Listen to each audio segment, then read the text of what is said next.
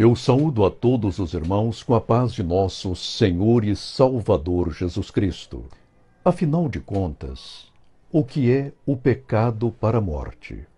Antes de mais nada, eu devo adiantar que este pecado não é o homicídio, não é o roubo, não é o furto, não são as mentiras e também não são os costumes de Sodoma e Gomorra, nem o adultério e nem a fornicação. É claro que todos esses pecados, quando não confessados e abandonados, urgente e radicalmente, levam o crente para o inferno. Eis porque aqueles que tiverem algum pecado inconfessado, procure o Senhor Jesus agora. Confesse-lhe todos os pecados. Se for algo difícil, com o qual você não possa lidar sozinho, procure o seu pastor. Fale com ele. Eu tenho certeza que ele terá um aconselhamento adequado a dispensar-lhe. Mas vejamos o que representa o pecado para a morte. Antes de tudo, leiamos 1 João capítulo 5, versículos 16 e 17. Se alguém vir pecar seu irmão, pecado que não é para a morte, orará, e Deus dará vida àqueles que não pecarem para a morte. Há pecado para a morte, e por esse não digo que ore. Toda iniquidade é pecado, e há pecado que não é para a morte. A essas alturas você deve estar se perguntando: será que em algum trecho de minha vida cristã cometi eu tal pecado, tal transgressão?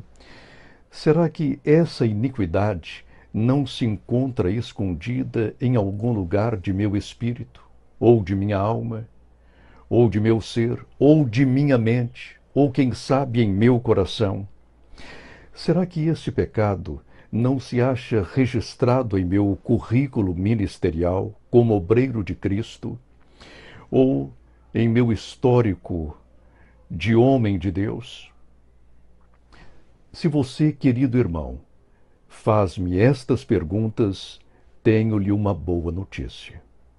Certamente você não cometeu tal pecado, porque quem o comete não perde tempo fazendo tais indagações, porque o seu coração já estará completamente fechado ao arrependimento. Ele não quer arrepender-se de seus pecados e de suas iniquidades, porque ele já se fez inimigo de Deus.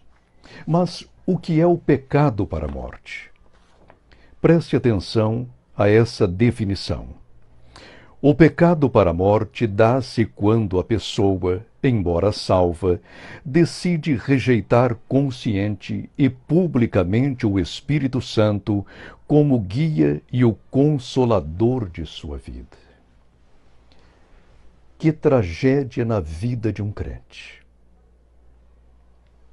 Dantes, salvo, convicto de sua salvação, batizado no Espírito Santo, falava línguas, interpretava-as, profetizava, tinha vários dons espirituais e ministeriais também, fazia parte do santo ministério, pregava com unção e, através de suas mensagens e sermões, o Senhor salvava dezenas e centenas e até milhares de pecadores, mas de um momento para o outro, resolve ele fechar-se à graça de Deus.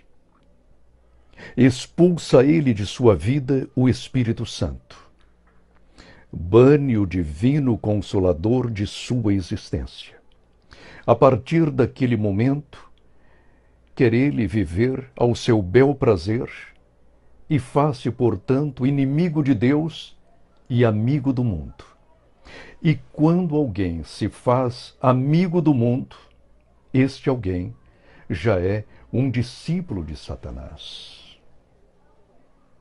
Que tragédia! Uma história semelhante, ou um episódio semelhante a este, aconteceu no Antigo Testamento com os filhos de um grande sumo sacerdote. Leiamos aqui 1 Samuel capítulo 2, versículos 24, 25 e 26. Não, filhos meus, diz Eli aos seus filhos, porque não é boa fama esta que ouço. Fazeis transgredir o povo do Senhor. Pecando homem contra homem, os juízes o julgarão. Pecando, porém, o homem contra o Senhor, quem rogará por ele? Mas não ouviram a voz de seu pai, porque o Senhor os queria matar. Que tragédia na vida de Eli. Eli, cujo nome em hebraico significa meu Deus. Eli, Deus meu. Eli, sumo sacerdote do Senhor, príncipe de seu povo, grão sacrificador, o teólogo mor de Israel, um homem honrado por todas as tribos israelitas. Infelizmente não soubera ele como educar os seus filhos nos caminhos do Senhor e nas admoestações divinas. Os seus filhos foram criados sem qualquer disciplina. Meninos ainda rebeldes. Adolescentes rebeldes. Jovens ainda rebeldes. E homens feitos não somente rebeldes, mas agora apóstatas, e inimigos de Deus e inimigos do povo de Deus. Esses homens já haviam se corrompido totalmente. Eram inimigos do Senhor. Não somente rejeitaram o Deus de Israel, mas o Espírito do Deus de Israel. Quem agora poderia interceder por eles? Se, conforme podemos inferir deste texto, eles claramente baniram de sua vida toda a influência do Espírito Santo. Agora vem a pergunta: como alguém pode encaminhar-se para este pecado que conduz o crente à morte eterna? Em primeiro lugar, o pecado para a morte começa com o entristecimento do Espírito Santo. O entristecimento do Espírito Santo dá-se quando o crente, embora consciente da ação do Espírito Santo em sua vida, decide ignorá-lo. E isso acontece muito. O crente começa a desviar-se do Senhor. Não ora mais, não mais lê a Bíblia, deixou de vigiar, anda agora namorando o mundo, cobiçando as coisas do mundo, e dá espaço para a concupiscência dos olhos, da carne e para a soberba da vida. Mas o Espírito Santo está ali, tentando reconduzi-lo aos caminhos do Senhor, à santidade. E o crente não o quer. E vai pouco a pouco entristecendo o Espírito Santo. É por esse motivo que o apóstolo Paulo recomenda-nos: abramos, pois, as nossas Bíblias na carta do apóstolo aos Efésios, capítulo 4 e versículo 30. Prestemos atenção. E não entristeçais o Espírito Santo de Deus, no qual estáis selados para o dia da redenção. Não podemos de forma alguma ignorar o selo que, no exato momento de nossa conversão, recebemos do Senhor. Quem nos apõe este selo é o Espírito Santo, a terceira pessoa da Santíssima Trindade. Através deste selo, eu sou identificado como propriedade do Senhor. Não mais me pertenço. não sou dono mais de mim.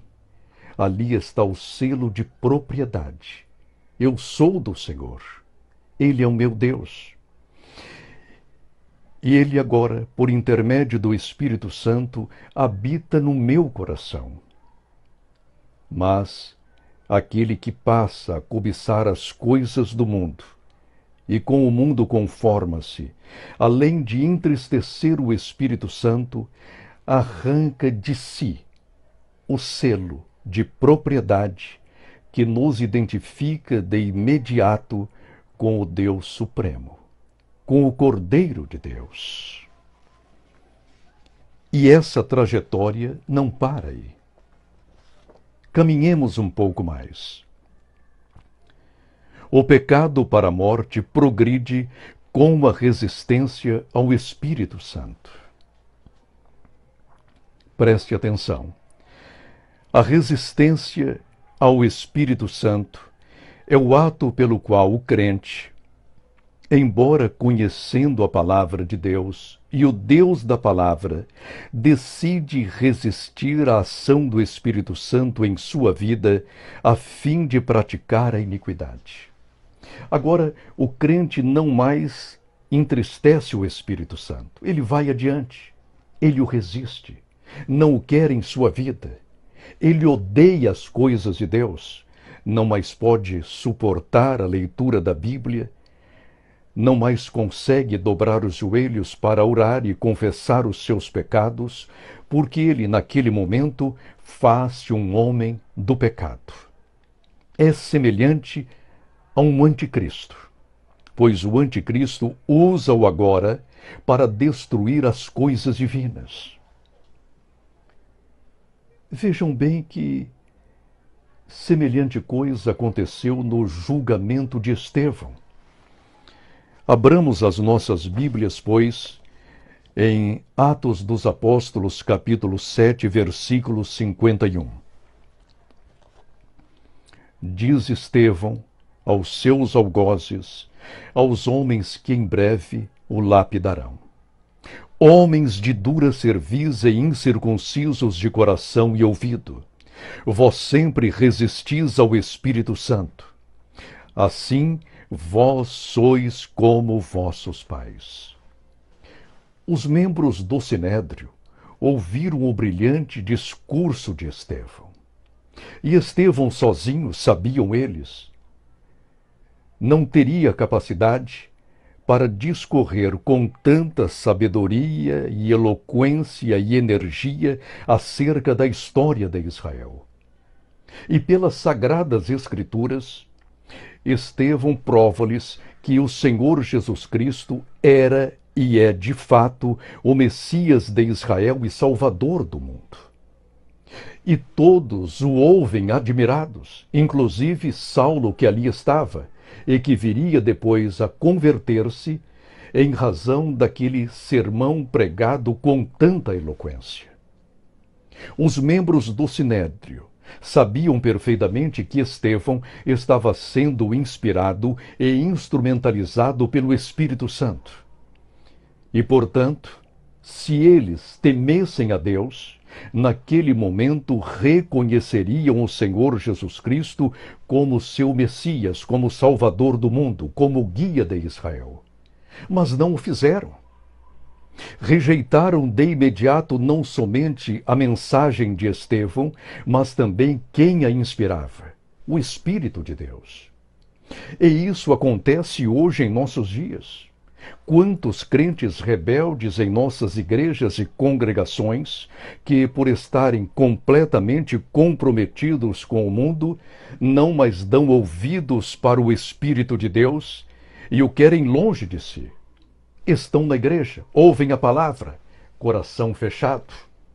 Ouvem uma mensagem profética, não a acatam e zombam inclusive do profeta, do vaso do Senhor.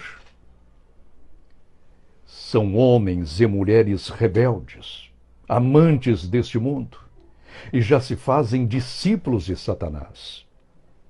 E conscientemente sabem eles que estão a rejeitar o Espírito de Deus. Resistem-no agora, não mais suportam ouvir qualquer coisa vinda de Deus ou inspirada pelo seu Espírito.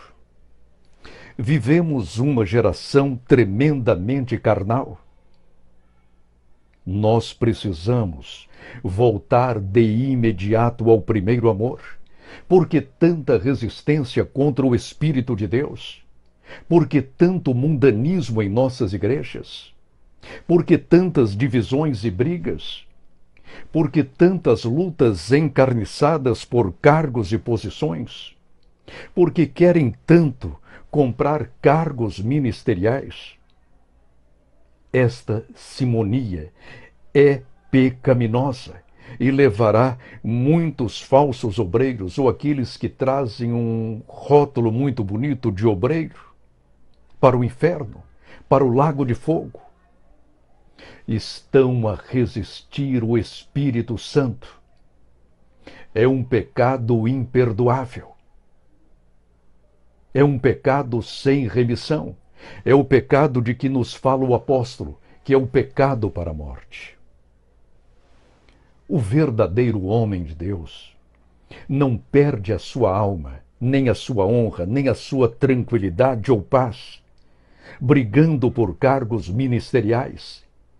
Ele sabe esperar em Deus. E, diferentemente dos membros do Sinédrio de Jerusalém, ele tem tranquilidade. Sabe perfeitamente que no momento certo Deus o guindará à posição para a qual ele o chamou. Quanto àqueles que estão na igreja e não buscam mais a santidade nem a pureza, fornicam, adulteram, dão-se aos pecados de Sodoma e Gomorra sem qualquer temor, caluniam, mentem e fazem de tudo para destruir a reputação moral e espiritual dos homens e mulheres de Deus.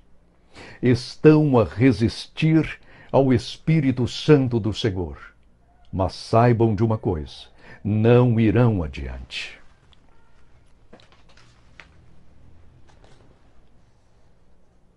Muito cuidado. O Deus do Antigo e do Novo Testamento continua vivo e agindo no meio de seu povo.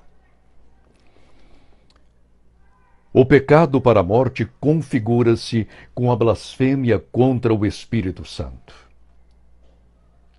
Definamos, pois, o que vem a ser a blasfêmia contra o Espírito Santo. Dá-se ela quando alguém conscientemente ignora e zomba da unção de Jesus Cristo, o Filho de Deus, alegando que o Espírito Santo, que nele estava, provinha de outra origem. Vejamos aqui Mateus capítulo 12, versículos 24, 31 e 32. Mas os fariseus, ouvindo isso, diziam: Este não expulsa os demônios senão por Belzebu, príncipe dos demônios. Portanto, eu vos digo, todo pecado e blasfêmia se perdoará aos homens, diz agora o Senhor Jesus, mas a blasfêmia contra o Espírito não será perdoada aos homens. E se qualquer disser alguma palavra contra o Filho do Homem, ser-lhe-á perdoado. Mas se alguém falar contra o Espírito Santo, não lhe será perdoado, nem neste século, nem no futuro. Que situação difícil!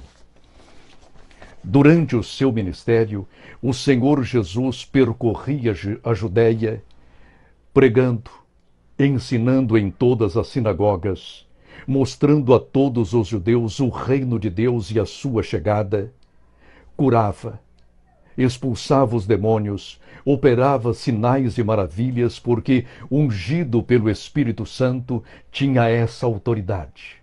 Ele, o Filho de Deus, ungido pelo Espírito Santo, ali estava para destruir as obras de Satanás.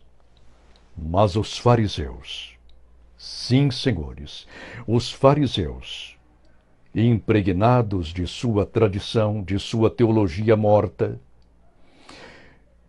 de sua hermenêutica viciada, não podiam aceitar o Senhor Jesus Cristo. Invejavam-no. Invejavam-no mortalmente. E ao verem-no expulsar demônios, brincaram. Ora, ele expulsa demônio por Beelzebu, o príncipe dos demônios. E conscientemente, aqueles fariseus vieram a blasfemar contra o Espírito Santo de Deus.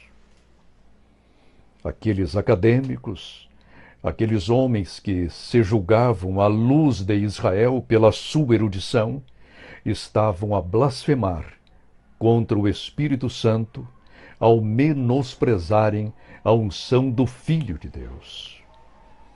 E o mesmo ocorre hoje em nossos dias. Em alguns seminários, institutos bíblicos e faculdades teológicas, o Filho de Deus já não é honrado como dantes. Aliás, a palavra de Deus, a Bíblia Sagrada, já não é tida como a palavra de Deus, porque eles não acreditam mais no Deus da palavra e desprezam o Senhor, colocam-no em pé de igualdade com Buda, Maomé e outros fundadores de religiões, como se o Senhor Jesus Cristo fosse apenas mais um. Mas não o é. O Senhor Jesus Cristo é o único. Jesus Cristo é o mesmo ontem, hoje e o será para sempre. Por que menosprezar-lhe a unção, a messianidade? Por que apequenar-lhe a missão? Ele veio para salvar, para libertar, para trazer a verdadeira esperança ao mundo. Por isso, eu temo por nossos jovens que, ao ingressarem em alguns seminários, terão a sua fé destruída por alguns cursos tão nocivos e deletérios. Há uma tal de ciência da religião que apequena o Senhor Jesus Cristo e menospreza o cristianismo como se Jesus fosse apenas mais um e o cristianismo não passasse de uma mera religião. Será que tais mestres não estão a blasfemar contra o Espírito Santo de Deus? Eles conhecem a palavra. Não sei se conhecem mais o Deus da palavra. Por isso, oremos por nossos jovens, intercedamos por eles, choremos por cada um deles. Nós não podemos permitir que os nossos meninos e adolescentes e jovens sejam presas fáceis de tais doutores. Eles saem das academias pós-modernas dispostos a destruir a fé dos santos, a fé dos incautos. Mas é chegado o momento de nos unirmos na força do Espírito Santo para batalhar pela santíssima fé. Agora, veremos que o pecado para a morte chega ao auge com a transgressão do crente que, apesar de já ter experimentado o gozo da salvação, rejeita o Pai, o Filho e o Espírito Santo. Abramos, pois, as nossas Bíblias na carta aos Hebreus, capítulo 10, e leiamos do versículo 26 ao 31. Porque se pecarmos voluntariamente, depois de termos recebido o conhecimento da verdade, já não resta mais sacrifício pelos pecados, mas uma certa expectação horrível de juízo e ardor de fogo que há de devorar os adversários. Quebrantando alguém a lei de Moisés, morre sem misericórdia, só pela palavra de 2 ou 3 testemunhas. De quanto maior castigo cuidais vós, será julgado merecedor aquele que pisar o Filho de Deus, e tiver por profano o sangue da aliança com que foi santificado, e fizer agravo ao Espírito da graça. Porque bem conhecemos aquele que disse: minha é a vingança, eu darei a recompensa, diz o Senhor. E outra vez, o Senhor julgará o seu povo. Horrenda coisa é cair nas mãos do Deus vivo. Observaram? Deus julgará o seu povo. Às vezes imaginamos que Deus já se conformou com os nossos pecados e iniquidades e transgressões. O crente peca e Deus em silêncio. O crente transgride e Deus em silêncio. Um obreiro comete uma iniquidade e esta cristaliza-se e Deus em silêncio. Até parece que Deus conformou-se às nossas transgressões e já se tornou pós-moderno. Não, não e não. O nosso Deus é vivo e está em nosso meio para julgar o seu povo. E aqueles que resistem ao Espírito Santo e profanamente pisam o sangue do Cordeiro, conforme descreve aqui o autor da Epístola aos Hebreus, os que tais coisas fazem não ficarão impunes. O Deus do Antigo Testamento não mudou. O Deus do Novo Testamento continua o mesmo. O meu Deus, o seu Deus, querido irmão, é o Deus de Abraão, de Isaque, de Jacó, de Davi, de Jeremias, de Malaquias. É o Pai de nosso Senhor e Salvador Jesus Cristo. É o Deus de Paulo, apóstolo, de Pedro, de Tiago e de João, o discípulo do amor. E assim como ele agia no Antigo e no Novo Testamento, continua a agir em nossos dias. Ele não mudou. Talvez mudamos nós, mas ele não. Ele é vivo e verdadeiro. E é um fogo devorador. Então tomemos muito cuidado, tenhamos reverência com o seu Espírito Santo. Porque o pecado para a morte, que é desprezar e resistir e fazer pouco do Espírito Santo, ou cometer agravos contra ele, é um pecado que não tem perdão. Finalmente, veremos um caso bastante interessante, de um santo do Antigo Testamento que, por pouco, não comete o pecado para a morte. Refiro-me a Davi, o rei de Israel, o valente pastorzinho de Belém, o homem que, através de seu testemunho e de suas lutas e de seus esforços, libertou os hebreus das garras da Filístia. Mas esse homem, sentindo-se certa vez poderoso e confortável, mandou seus soldados para a guerra e ficou em seu palácio. Era sua obrigação estar na frente de combate, porque era ele o comandante em chefe das tropas israelitas. Mas por falta de vigilância, ficou em seu palácio e ali cometeu um adultério. E este adultério fê-lo cometer um homicídio. Duplo pecado, dupla transgressão. E quando tais pecados começaram a cristalizar-se-lhe na alma, eis que é repreendido pelo profeta Natã e retrocede, volta atrás, arrepende-se amargamente de seus pecados e pede agora ao Senhor para que não retire dele o seu Espírito Santo. Salmo 51, a partir do versículo 9. Esconde a tua face dos meus pecados e e apaga todas as minhas iniquidades. Cria em mim, ó Deus, um coração puro e renova em mim um espírito reto. Não me lances fora da tua presença e não retires de mim o teu Espírito Santo. Torna a dar-me alegria da tua salvação e sustém-me com o espírito voluntário. Ao terminar este salmo, eis que o Deus de Israel restabelece-lhe a salvação, a alegria e a comunhão no Espírito Santo. As consequências viriam, como de fato vieram, mas a sua salvação já estava assegurada.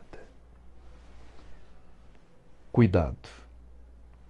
Nada de entristecer ou resistir ou fazer agravos contra o Espírito Santo. Sejamos propriedade do Senhor.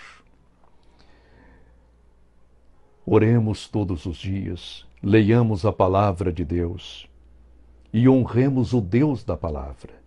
Vigiemos sempre, frequentemos as nossas igrejas, façamos o bem e não nos demos jamais à concupiscência dos olhos, da carne e à soberba da vida. E que no Espírito Santo oremos para que a nossa comunhão com o Pai e com o Filho seja plena. Que Deus nos abençoe. E a todos, a paz de nosso Senhor e Salvador Jesus Cristo. Amém.